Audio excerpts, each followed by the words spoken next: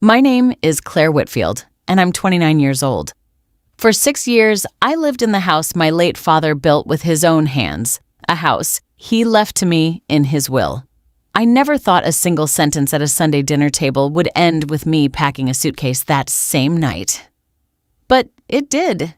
And 3 weeks later, while my stepmother and stepbrother were drowning in a mess of their own making, I was sitting on the porch of a house I bought outright, watching the sunset over a hillside that was entirely, legally, permanently mine.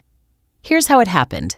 My father, Richard, married Denise 4 years after my mother passed away. I was 21 then, already out of the house and in college, so I didn't have a front row seat to their early marriage. What I did have later was a front row seat to Denise slowly rearranging my father's life, his furniture, his friendships, his finances, until very little of the man I remembered was left standing in his own home. Denise came with a son, Tyler, 2 years younger than me. Tyler was the kind of person who could smile at you while quietly taking credit for your work and somehow make it look like you were the one being unreasonable when you pointed it out. My father liked him well enough. I tolerated him.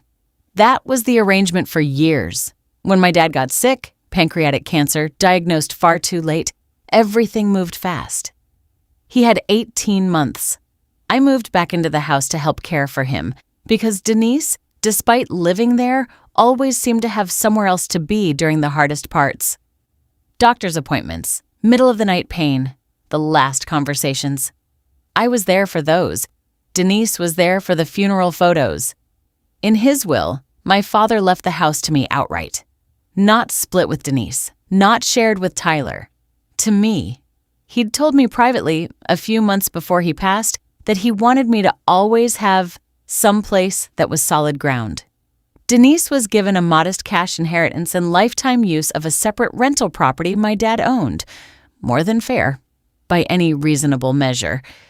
Denise never said a word against the will out loud, but her silence had teeth in it.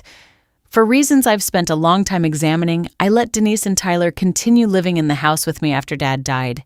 Some of it was grief. The house still smelled like him, and some irrational part of me thought that if I kicked them out, I'd be erasing the last version of our family that still existed. Some of it was guilt, expertly cultivated by Denise, who reminded me constantly that this was her home too, and that Dad wouldn't have wanted to see us fighting. So I paid the property taxes. I paid for the roof repair after a storm. I covered more than my share of groceries because Denise's temporary unemployment stretched into its second year. Tyler, 27, and living rent-free, spent his days doing what he called building his brand online, which mostly meant posting gym selfies and asking me for gas money. I told myself it was temporary. I told myself family was worth the discomfort. I was wrong on both counts, and it took one dinner to show me exactly how wrong. It was a Sunday in early spring. Denise had invited her sister and brother-in-law over, which should have been my first warning. Denise liked an audience for anything she wanted to frame as reasonable. Halfway through the meal, she set down her fork with a little too much precision and said in the bright, performative voice she used when she wanted witnesses, "Claire, sweetheart, we need to talk about the room situation." I remember exactly how the table went quiet.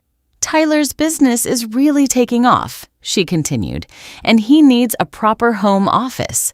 Your room is the biggest one upstairs with the best light. It only makes sense for you to move down to the guest room, or honestly, it might be time you thought about getting your own place. You're 29, Claire.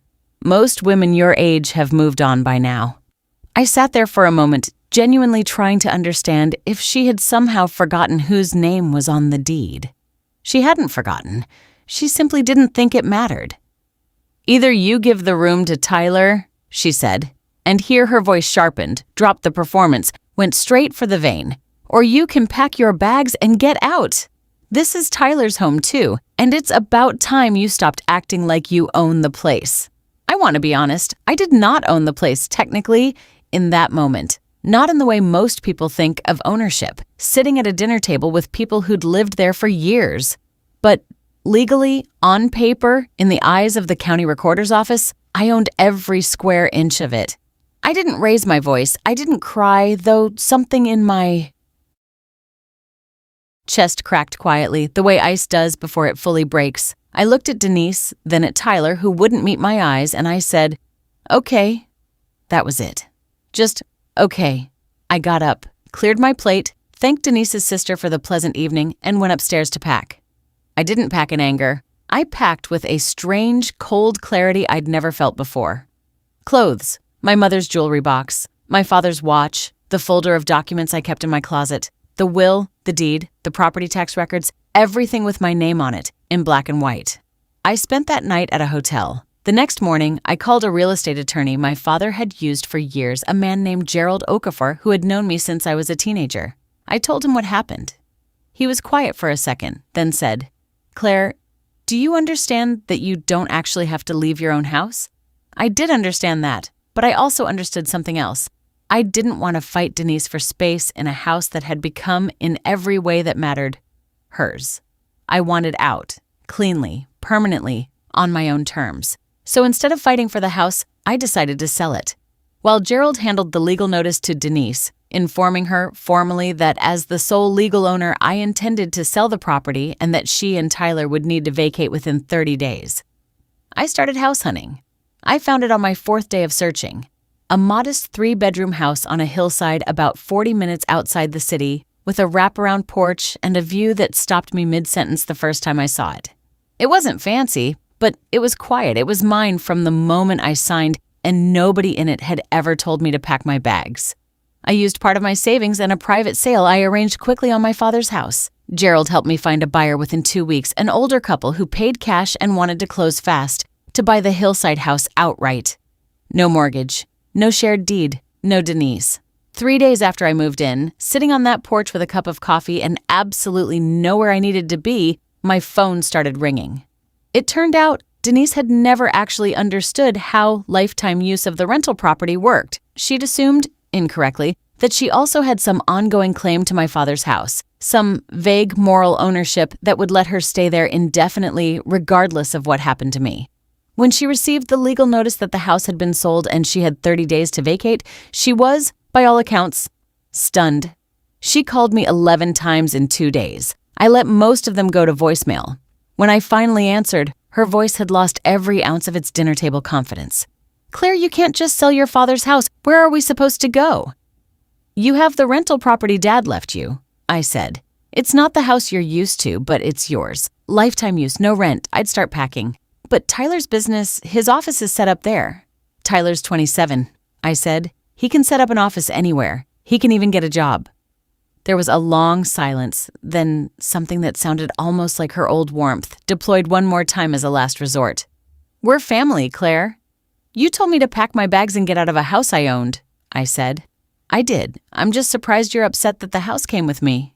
I hung up. Denise and Tyler moved into the rental property within the month. Smaller. Further from the city, without the wraparound porch or the light Tyler had wanted for his office.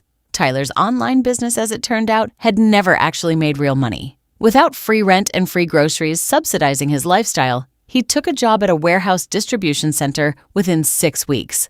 I heard about it secondhand from a cousin. I didn't ask for details and I didn't offer congratulations. I won't pretend there wasn't grief mixed into all of it. I still think about my father sometimes, sitting at that dinner table where his wife once told his daughter to leave.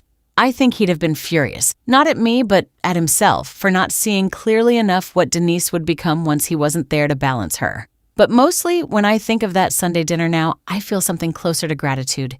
Denise did me an enormous, if entirely unintentional, favor.